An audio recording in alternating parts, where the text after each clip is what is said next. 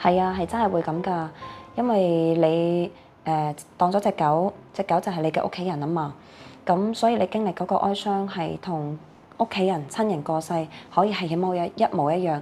其實好視乎你同佢之間嘅關係有幾密切，嗰個心痛嘅感覺或者個難過嘅感覺，可能就會有幾強烈。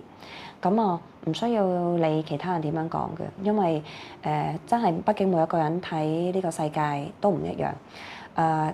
有啲人可能真係佢覺得動物就係動物嚇，佢未必會投放好多感情喺隻動物身上。咁但係你係投放咗，你是隻動物，是隻狗，你隻狗係你嘅親人，咁就係親人㗎啦。咁啊，所以冇問題啊，你嘅傷痛啊，你嘅傷心難過，全部都係正常嘅嚇，亦都係可以嘅，唔係代表你有唔正常嘅地方。同任何重要嘅親人過世一樣。心裏面係會有個窿。至於要唔要填補個窿，或者個窿點樣填補，或者個窿將來會點樣變化咧，亦都個個人都唔一樣。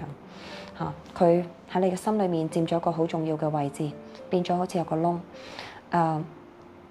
你亦都唔需要一定要急於去填補佢嘅。如果你覺得你可以接受有個窿喺度，你由翻個窿又得。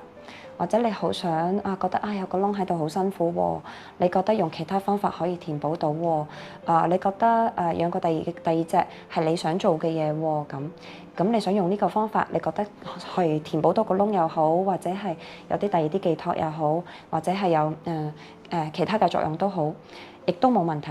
咁啊，跟翻自己嗰個心意去做，咁唔需要逼自己所謂應該要點，唔應該要點，咁就 OK 啦。